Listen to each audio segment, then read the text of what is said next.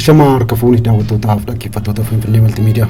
Nagaan keenya kabajaa bakka irraa hordoftan maratti isin qaqqabu. Finfinnee Maltiimiidiyaan uummata Oromoo maraatiin bakka guyyaa goototaaf wareegamtoota Oromootiin isin ga'ee jedha. Har'aaf dhimma guyyaa goototaaf wareegamtoota Oromoo ebila 15 kabajamu ilaalchisee qopheeffannee qabna. Hanga xumuraatti waliin tura. Guyyaan gootota Oromoo ebila 15 bara 2022tti kabajameera. Goototaaf wareegamtoota Oromoo ebila 15 yaadachuuf sababa kan ta'e hooggantoonni olaanoo ABO 10 ta'an hayyuu duree fi itti aanaan isaanii bara 1980tti gara Somaaliyaa osoo deemanii bakka Shiniggaa jedhamutti haala suukanneessaan ajjeefamuudha.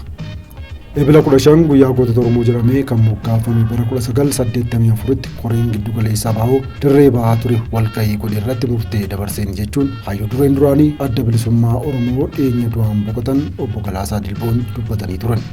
Akeekni murtee kanaas gootota keenya yeroo adda addaatti qabsoo keessatti wareegaman qofaan yaadachuun gahaa waan hin turreef hunda isaanii bakka tokkotti yaadachuu fi jechuun obbo Galaasaan bara 2019tti BBC'tti himanii turan.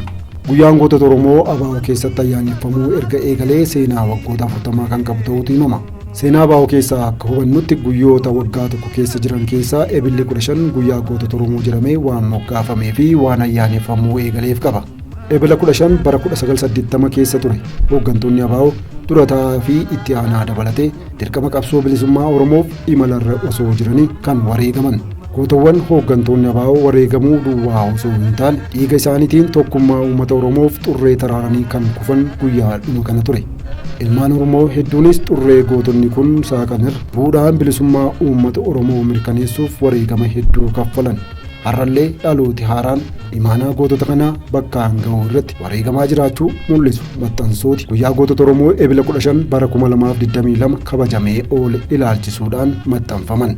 Walumaa galatti ebilli 15 guyyaa gootota Oromoo ilmaan Oromoo dheengaddaa fi kaleessaa har'aas dabalatee bilisummaa saba isaaniif jecha falmaa diinaa irratti qaama itti hirratanii lubbuu isaanii qaalii kan jijjiirraa hin qabne itti wareegan kan ittiin yaadatamanidha. Addi bilisummaa Oromoo ebilli 15 guyyaa goototaa akka ta'u sababaa malee hin murteessine. Bara 1978 walakkeessa irraa kaasee hanga dhuma 1979tti ABO'n haala akkaan rakkisaa keessa akka ture ibsu hayyoonniif qabsaa'onni gameeyyiin dhaaba kanaa.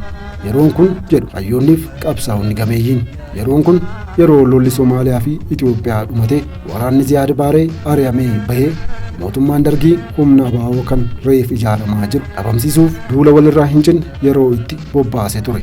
Waraanni bilisummaa Oromoo Baalee, Arsii fi Harargee keessatti duula kana ofirraa deebisuuf lola ciccimaatti akka seenillee maddeen seenaa ni ifoomsu. Waraana baay'ina loltuu fi meeshaa ammayyaa loltoonni sirna nama nyaataa Dargii qabsaa'ota sabaa irratti banan kanarraa ka'uudhaanis quunnamtiin adda bilisummaa Oromoo addaan citee ni faca'a yaaddoon jedhullee guddaa ture.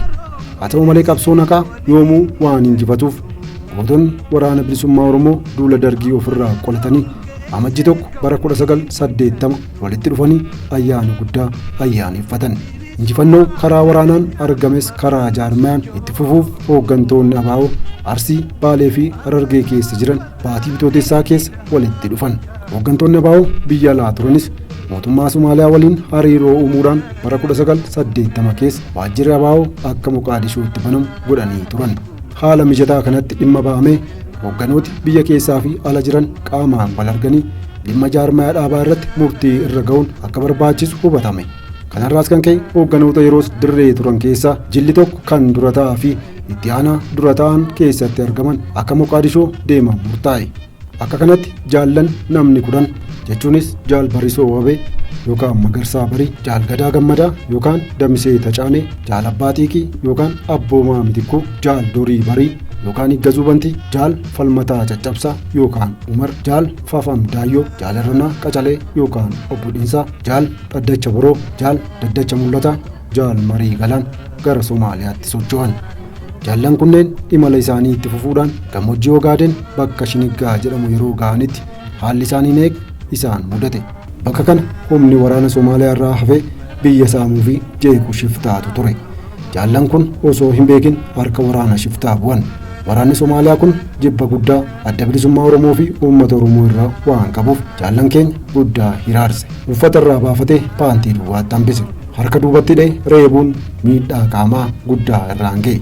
Osoo nuti isin hin ajjeesin warri kiristaana taatan gam tokkotti warri islaama taatan ammoo gama biraatti ba'aa jedheen jedhu qabsaa'onni gameeyyiin ennaa seenaa taatee kana dubbatanitti.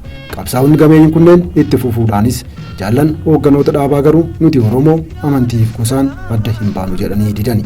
Kanarraas kan ka'e jaallan hoogganooti keenya Ebila 15 bara 1980tti rasaasa shiftoota Somaalii itti roobsaniin wareegamuun boolla tokkotti awwaalaman jedhu.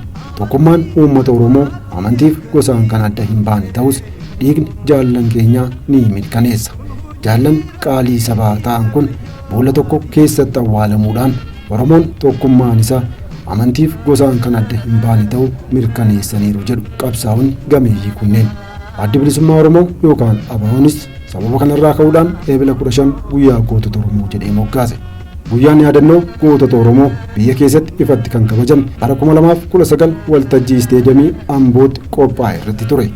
Maarreen Finfinnee Maltimiidiyaanis baga guyyaa kabajamaa ta'e baga guyyaa gootota Oromoo kanaan isin ga'e jedha. Qopheessee kan isiniif dhiyeesse an Adaanee Tasfaayiiti. Waan nu hordoftaniif guddaa galatooma. Finfinnee Maltimiidiyaa madda seenaaf odeeffannoo.